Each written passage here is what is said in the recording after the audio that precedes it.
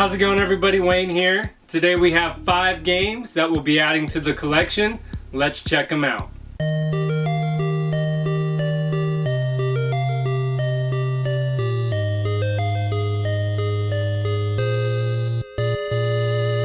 And the first game we have up is Rugrats in Paris, the movie. Rugrats the movie was developed by Avalanche Software and published by THQ. It released for the N64 in 2000. Starting off, I'll mention that this game was obviously targeted for a younger audience. And after playing the first Rugrats game, Scavenger Hunt, I expected it to be completely awful. However, it's not a bad game. You'll choose a character and explore a deserted theme park. You'll collect red and gold tickets along the way needed to beat the game. Red tickets are everywhere, and you can buy items like puzzle pieces that will unlock gold tickets. Gold tickets are found by beating mini-games throughout the park. The mini-games are simple but amusing. The graphics in the game are surprisingly good. The controls are good as well, but you can easily get caught up as you're walking around the park. The music and the sound in the game is good as well. If you have younger ones at home, I definitely recommend this game for them. It was a surprisingly decent game. Rugrats in Paris the movie is game number 258 for the collection, and it cost me $22 shipped, bringing our total up to $12,399 for the collection. Next up on the list we have Nightmare Creatures. Nightmare Creatures was developed by Callisto Entertainment and published by Activision. It released for the N64 in 1998. Nightmare Creatures is a survival horror game. The story is a scientist goes mad and unleashes havoc on London. You start off the game choosing from one of 2 characters, Ignatius or Nadia. Once you start the game, you're treated to good detailed graphics and good eerie music. There are all kinds of enemies you'll have to fight, and they get bigger and harder to defeat. You can punch, kick, use the weapon you started with, and find other weapons along the way. There are also items to restore your health you can find. This game could have been really awesome, but the controls are absolutely terrible.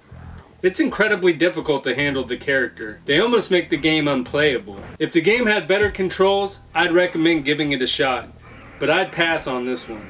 Nightmare Creatures is game number 259 for the collection, and it cost me $29 shipped, bringing our total up to $12,428 for the collection. Next up, a baseball game, All-Star Baseball 2000. All-Star Baseball 2000 was developed by Iguana Entertainment and published by Acclaim. It released for the N64 in 1999. Here it is, the last baseball game on the N64 that we have to cover, so we can draw a conclusion. If you're going to play a baseball game on the N64, stick with one of the All-Star Baseball games. Each of the games are fun, and they got better as they released. All-Star Baseball 2000 has incredible graphics. The players look great and their animation is excellent. The controls are excellent as well, whether you're in the field or batting. When batting, you line up the box to where the pitcher is going to throw and swing at the right time. When pitching, you choose one of 4 throws by hitting the C buttons. I've never been a big fan of sports games, but I have a great time playing the All-Star Baseball games. I recommend the All-Star Baseball games over any other baseball games on the N64. All-Star Baseball 2000 is game number 260 for the collection, and it cost me $11 shipped, bringing our total up to $12,439 for the N64 Complete Box Quest. Next up we have a puzzle game, Dr. Mario 64. Dr. Mario was developed and published by Nintendo, releasing for the N64 in 2001. Dr. Mario is a remake of the NES game.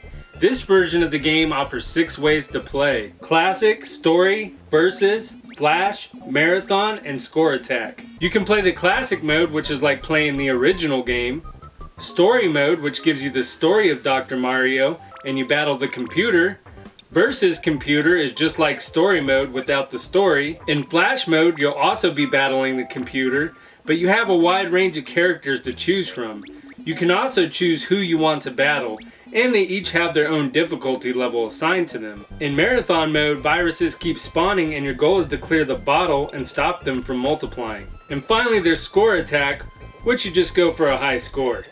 You can choose the music that plays in each level, and it includes the original tracks from the NES version, and some new tracks were added as well. The graphics are great, which would be expected from a late release Nintendo game. and the controls are good as well. If you're a fan of the original version of the game, this game will be right up your alley. Dr. Mario is game number 261 for the collection, and the carton manual cost me $25 shipped. I already had the box, and that brings our total up to $12,464 for the N64 library. The last game we're adding today won't be going on any of the counters because I already have the game. This is just a variant, and that is The Legend of Zelda Majora's Mask, and this is the non-collector's edition of the game.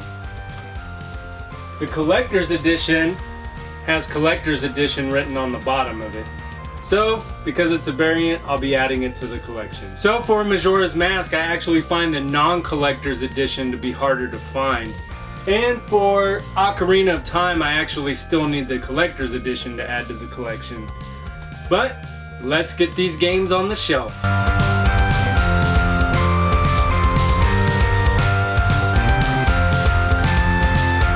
If you enjoyed the video, please make sure to subscribe. I'll be collecting the entire N64 library, complete in box, right here on this show. Also make sure to leave a thumbs up for the All-Star Baseball series. Also make sure to leave a thumbs up for the Legend of Zelda series. Until next time, I'm Wayne, and thanks for watching.